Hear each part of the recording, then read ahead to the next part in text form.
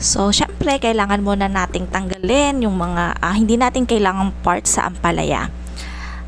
Kailangan nating tanggalan ng buto. So, ganyan lang naman yung ginagawa ko.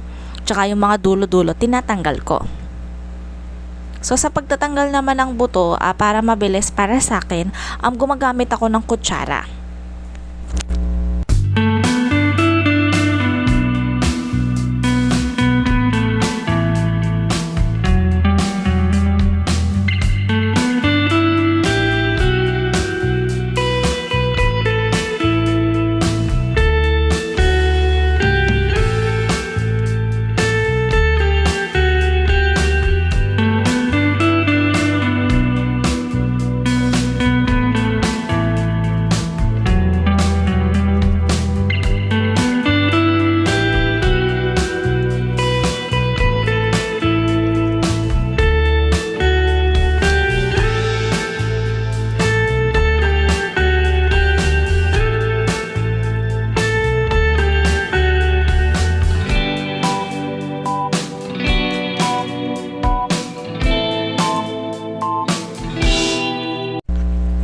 So, after kong malinis yung ampalaya, yan, nagpa-prepare ako ng tubig sa bowl.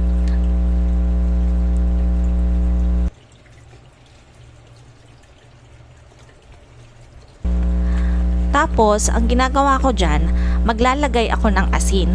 Depende sa inyo kung gaano kadami yung gusto nyong ilagay. Actually, yung mga namana ko kasi to doon sa mga kamag-anak ko, mga pinsan ko, mas maraming asin pa yung nilalagay nila.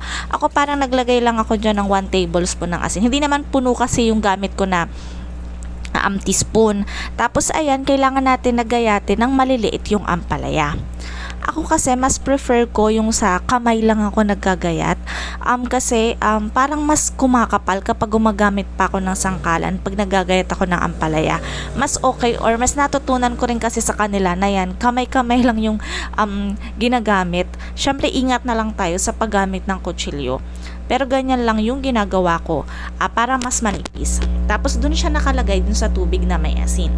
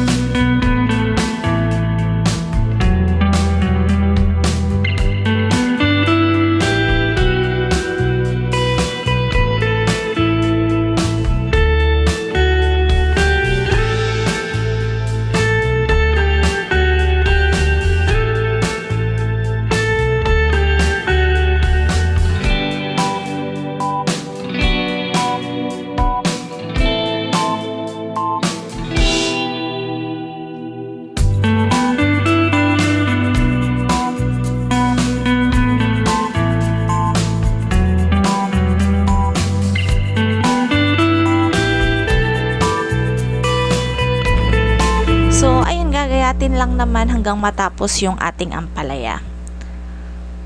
Tapos, kapag tapos na, ayan, ako nagdagdag pa ako ng konting asin. Pero kung makikita nyo, hindi sobrang daming asin talaga yung nilagay ko. Konti lang. Tapos, ayan, kailangan mo siyang i-massage or halu-haluin doon, parang pisa-pisain mo yung ampalaya.